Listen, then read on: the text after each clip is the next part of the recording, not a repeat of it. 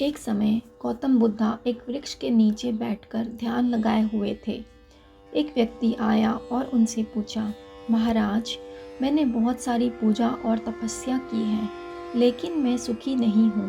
क्या मैं कुछ और कर सकता हूँ? बुद्धा मुस्कुराकर उस व्यक्ति से बोले, जब तुम भावना से दूसरों की मदद करोगे, तभी तुम्हें आंतरिक शांति और सुख मिलेगा। अपने आप को दूसरों के लिए समर्पण करो और तुम सुख और शांति पाओगे। इस प्रसंग से हमें यह संदेश मिला है कि असल सुख और शांति दूसरों की मदद करके और समर्पण करने से प्राप्त होता है।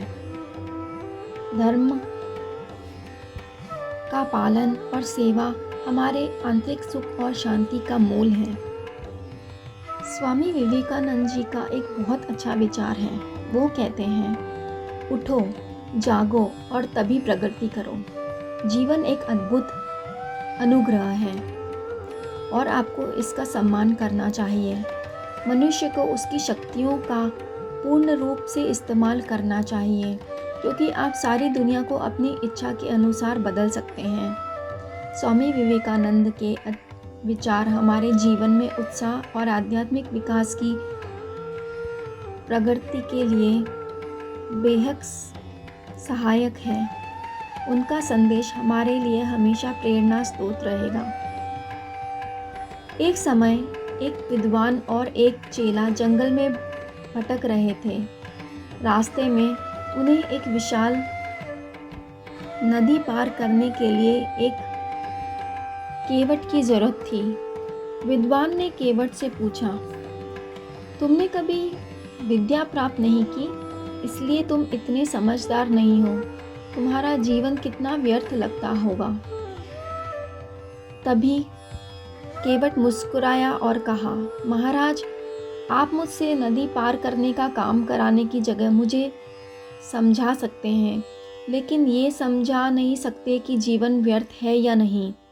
मैं यहाँ पर नौका चलाकर अपने परिवार को पालता हूँ और लोगों को नदी पार करके उन्हें उनके स्थान तक पहुँचाता हूँ। यह मेरा जीवन का मकसद है और मुझे इसमें संतोष है। इस प्रसंग से हमें यह संदेश मिलता है कि हर व्यक्ति का अपना मकसद होता है और हर व्यक्ति की समझ, ज्ञान और कार्य की महत्वता अलग होती है। हमारे जीवन का मूल्य उसमें नहीं होता कि दूसरे हमारे बारे में क्या सोचते हैं। हमारे जीवन का मूल्य निहित होता है और हमें अपना धर्म समझकर उसे संपूर्ण करना चाहिए। कम से कम कोशिश करनी चाहिए। एक समय एक संत अपने शिष्यों से एक प्रश्न पूछते हैं, क्या सबसे बड़ा धन क्या है? उनके शिष्यों में से एक शिष्य उत्तर देता है, सोने और गहने। एक और शिष्य कहता है, ज्ञान। लेकिन एक छोटा सा बच्चा जो वहाँ पर खड़ा था, वो शोर मचाता है, मुस्कान। संत मुस्कुरा कर कहते हैं, हाँ, बच्चा सही कहता है।